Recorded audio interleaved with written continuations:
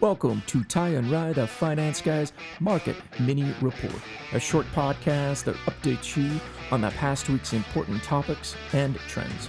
Remember, this is not an offer to sell, and past performance does not guarantee future returns. Here are Ty Hansen and Ryan Robertson. Hello and welcome to another Market Mini for the week ending July 30th. And so the last Market Mini of the month was a pretty from a return standpoint, a pretty mild week. A lot of information and a lot of interesting things on the horizon. Not sure about. Yeah, I mean, it's going to be interesting. I'll give you a few of my thoughts, but just some things to really kind of to think about this week from some of the information. So on the week, S&P 500 is down, right around down about 0.3%. NASDAQ was the biggest loser this week. So the tech side of the market was the bigger loser this week, down about 1%. Small caps are up this week. Dow took a little bit of a beating this week too. Dow was down about 0.5%. So, and cryptos did well this week. They had a decent little rally. So, all in all, a fairly calm week. I mean, I know things are down, but for the most part, it was things were down. Some interesting market data this week. Consumer confidence index came out a little bit higher than expected, and month over month, the consumer confidence index was up. Basically, what that tells us is, there's still a lot of strength in the consumer's mind as to what we can do and what the markets are doing as far as trending in the right direction. Federal Chairman Powell did speak this week, and it wasn't really anything.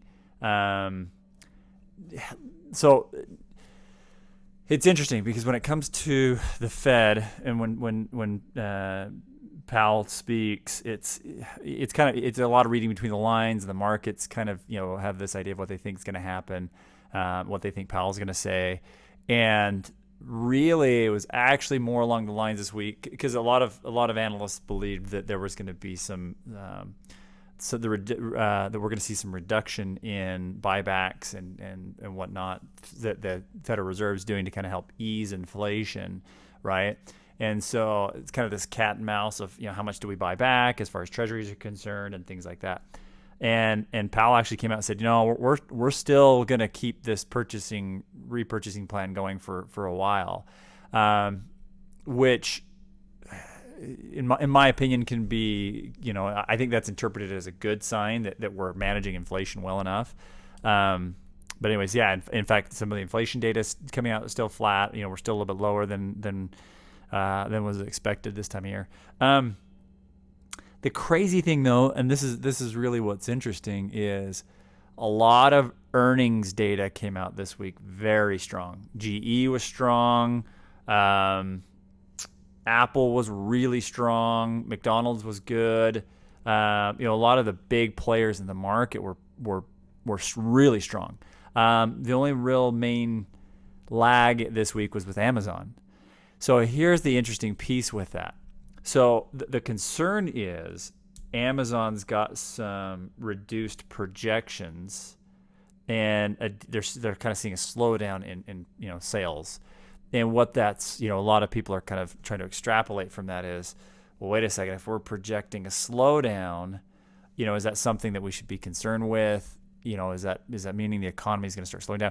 Because again, keep in mind, the two biggest fears this year are inflation and a lag in economic output, right? Because if we also start to see our GDP slow down, economic output slow down, and inflation go up, it's what can trigger stagflation, right? Which is a really bad thing.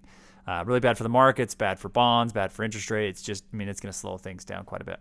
So anyways, that's now, again, don't get me wrong. We're still seeing good economic data on the one hand, like I talked about. And so maybe, in my opinion, maybe some of the analysts are getting a little bit too much into Amazon. But that's just, anyway, something to think about. Now, the last thought I wanted to talk about briefly today as well. So we're starting to see the moratorium phase out with the COVID housing and being able to evict people. So it's gonna be an interesting few weeks and few months in the real estate markets because we've had investment property owners, they've been able to hold off on mortgage payments because of COVID, and we've also had tenants who have been able to hold off on paying rents and leases because of COVID, and that moratorium allowing that is now coming to an end. So it's going to be interesting to watch what happens in the real estate market the next little bit and see how that impacts the overall market. So keep your eyes on that. Now, I would say that, is this going to be 2008? I don't think so. In fact, if anything, I think this might help kind of slow the spike in the real estate market, which make things a little bit easier as far as purchasing homes for buyers. But yeah, I don't think we're going to see anything like 2008 again. So anyways, markets are good. Earnings reports are good. Economic data is good. Market's a little flat. And keep your eyes open for what's happening with that moratorium and housing. So awesome. Thanks again for listening to us, Ty and Rai, the finance guys. Check out our website, tyandrai.com. Ty and Rai. And we appreciate the listen and have a great week. Thanks for listening to Ty and Rai, the finance guys. This is our weekly market mini report. New episodes of this will be put out every Monday, so make sure you don't miss those.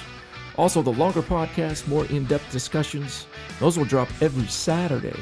So subscribe on your favorite podcast platform or follow us on TikTok, Instagram, Facebook, Twitter, YouTube at Ty and Rai Podcast. That way you don't miss any new episodes.